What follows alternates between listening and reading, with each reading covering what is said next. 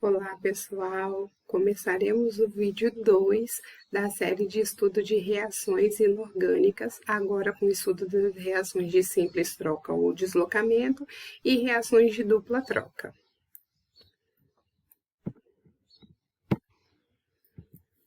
As reações de simples troca, elas vão acontecer quando uma parte da molécula, seja cátion ou seja ânion, trocar de lugar um elemento trocar de lugar com a parte ou do cátion ou do ânion de uma substância composta.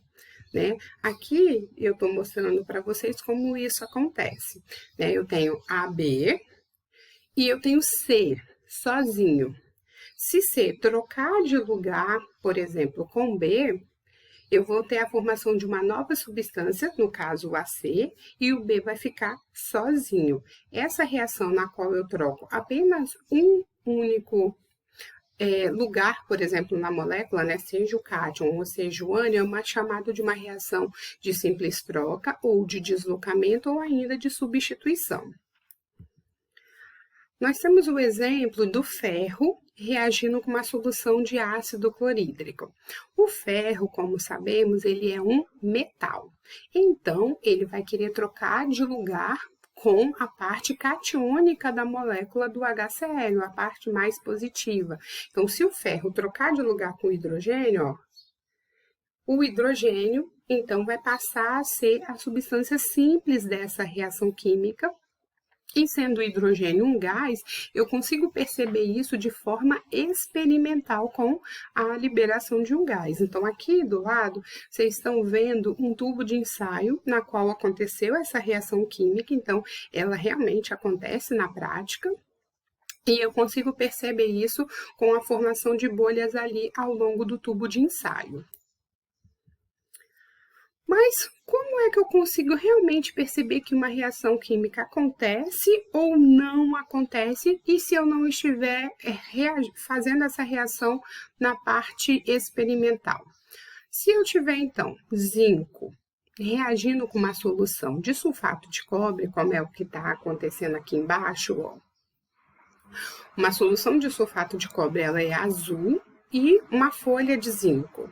Coloco para reagir. Depois de algum tempo, eu percebo que essa reação química aconteceu, sim, na prática.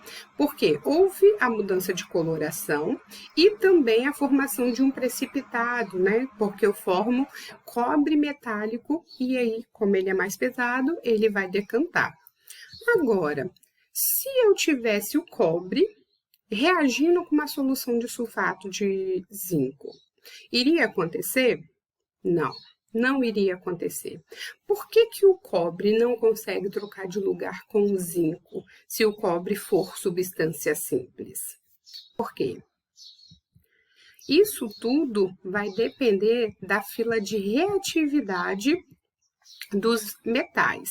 Então, quando um metal quiser trocar de lugar com o outro, ou seja, sofrer um deslocamento, que nós chamamos, eu vou ter que lembrar da fila de reatividade desses metais para saber se ele vai ou não trocar de lugar com um outro metal que está lá na substância composta.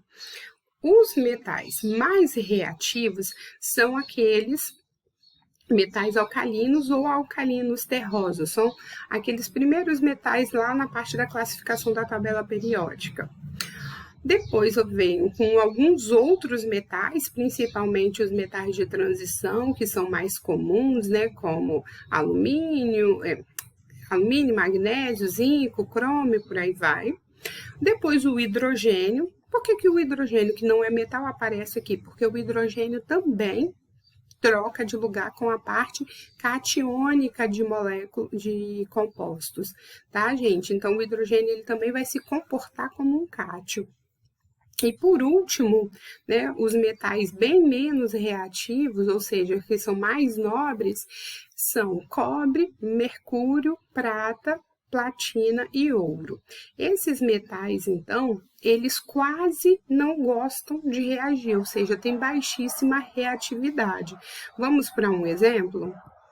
Olha, se eu pego 4 beckers, coloco solução de ácido clorídrico em Cada um deles eu coloco zinco, ferro, cobre e ouro. Nos dois primeiros, eu percebo, sim, que há a reação química, porque a formação de gases, formação de bolhas no meio reacional, ou seja, o zinco e o ferro, eles vão querer, sim, trocar de lugar com o hidrogênio do ácido clorídrico. Agora, quando eu tenho o cobre e o ouro, não. Lembrando, então, da fila de reatividade que nós acabamos de ver, o zinco e o ferro, eles são mais reativos do que o hidrogênio, percebam lá na filinha.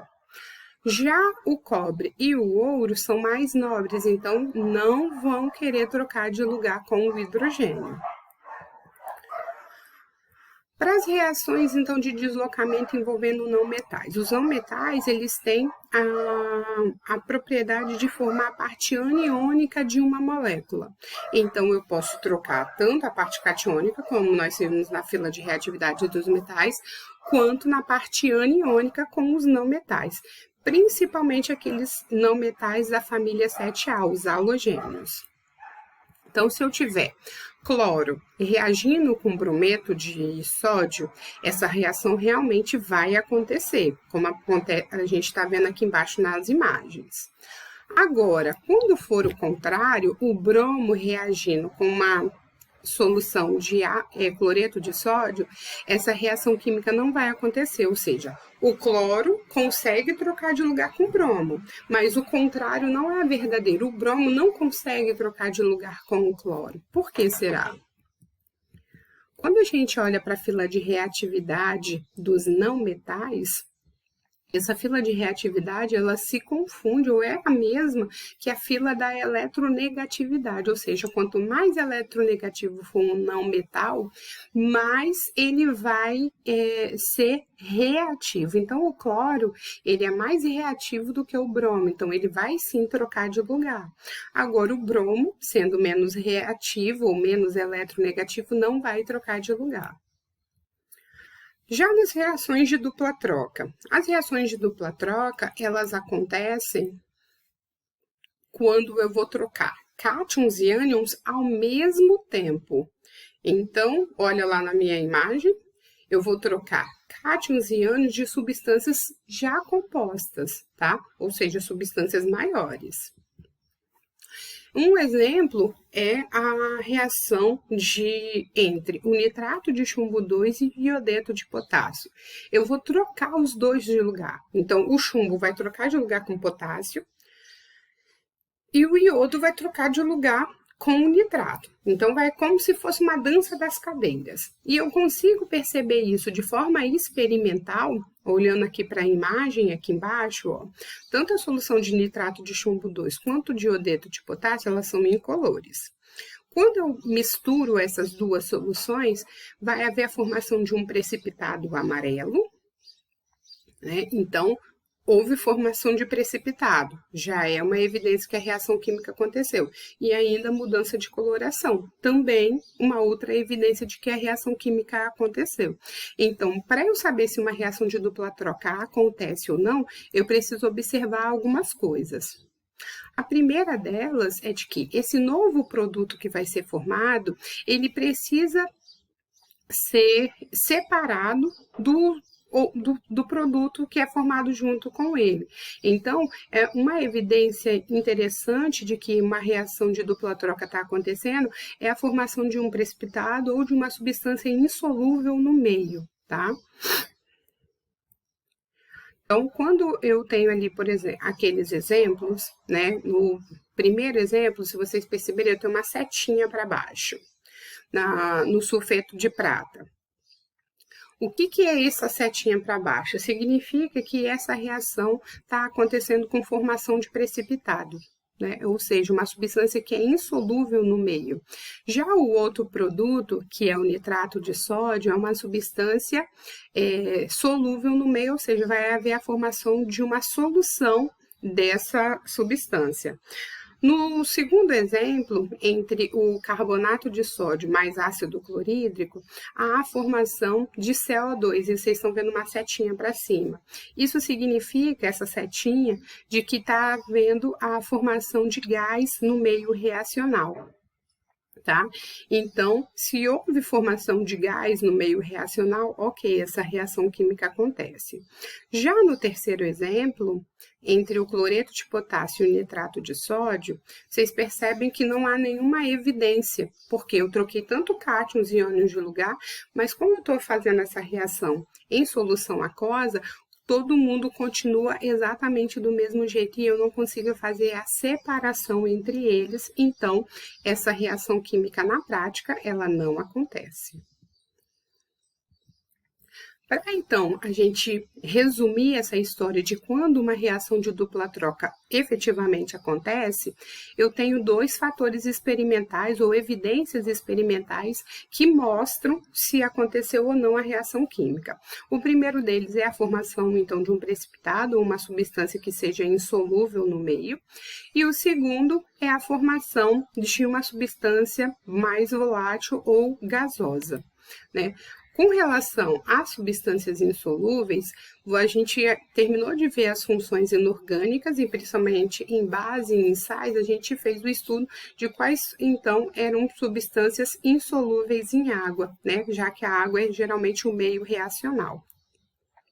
Já para as substâncias voláteis, a gente tem quando forma alguns hidrácidos, como o ácido clorídrico, bromídrico, cianídrico ou sulfídrico, todos eles são gasosos, ou quando forma-se hidróxido de amônio, que rapidamente vai se decompor em amônia e água, e a amônia é gás, então a evidência experimental.